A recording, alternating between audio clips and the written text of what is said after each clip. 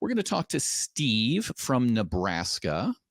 Steve wants to talk about, quote, messages scientists have found in DNA and related, and then it cuts off, so related stuff, I assume. So, Steve, before we get into that, I have one question, and that is, can you please define the word message? Well, the message is an informational signal embedded in genetic code. But what I was calling to discuss was, by the way. Hold on a second there, Steve. Just real quick, I think this is really important. Informational signal embedded in code. So we've raised a bunch of issues here. I want to make sure we're not sneaking in any presumptions. I want to make sure we're talking plainly to one another. So a signal, if I'm understanding you correctly, would come from a mind and goes to a mind.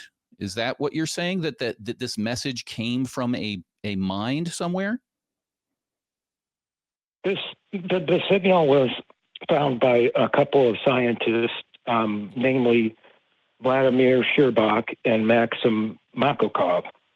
And how the scientists found this genetically coded message is based on the fact that 8 of the conical amino acids can be sufficiently defined by the composition of their codon's first and second base nucleotides. Okay, so here's my question then. Seth and I'm making a presumption. I realize I'm assuming something. Seth, are you an expert in DNA? I am not, sir. I am not. Are you a biologist? I am not. I am not. Is this the Biologist Experience show? I don't think so. So the reason I'm bringing this up, Steve, is you did not answer my question. I asked you if when you say message or signal, you meant, is it a communication coming from a mind, that a mind originated it? And you just told me who discovered it, and then you wanted to start talking about amino acids.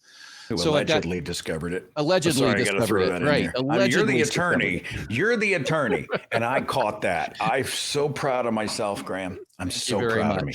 So, Steve, I want to back up because, as I hope you've heard as we've been talking, Seth and I are fairly laid back. We want to have an actual conversation where we can define terms and make sure we're on the same page before we can even try to explain things. But I also want to set expectations because we don't have biology degrees. We aren't experts in DNA.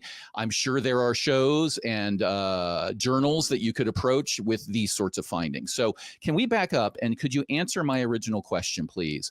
When you say it is a message or a signal, do you mean that it is coming from a mind, that a mind originated this signal? It's coming from, it's concluded that the signal is coming from extraterrestrial intelligence that invented the genetic code. That's very interesting to me. I assume, why don't you give us, let's say, in a minute, your best summary of that claim that there is some sort of evidence that you apparently, I don't even know, that you supposedly think has some validity, that there is an extraterrestrial source to some sort of message that is embedded in, I assume, not just human DNA, but maybe all DNA. Why don't you spend like 60 seconds telling us your best elevator pitch for that view? Mm-hmm. Sure. Okay. So, as I was mentioning, the scientists, how they found, I'll describe the process, how they unlocked this message, exactly what the message is. Please, thank you. So the scientists found this message by, they base this on the fact that 8 of the conical amino acids can be sufficiently defined by the composition of their codon's first and second base nucleotides. You're losing me, Steve. Probably one of these amino acids. Go ahead. You're losing me because I don't know what canonical DNA amino acids on their whatever it is that you were just saying. So I just wanted to let you know I don't understand what you're talking about already. So can you dumb it down for me and give me, you're giving a sales pitch to somebody on the street. Why should I buy the book or something? What is it all about? Okay, so they, based on the grouping of amino acids, they found that if you sum the amino acids nucleons or atomic mass, that the side chain amounted to 333, 37 times 3 squared.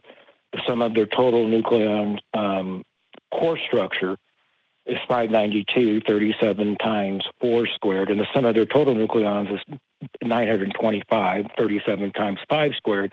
And factoring out 37, it results in 3 squared plus 4 squared equals 5 squared, representative of an Egyptian triangle, and the reconfigured proline having a standardized chord structure at 74 nucleons has no natural occurring function, and but it may serve as a decoder, initializing with 37 being a common divisor, the formulation of a recognizable mathematical pattern conveying the message of an Egyptian triangle embedded in our genetic code.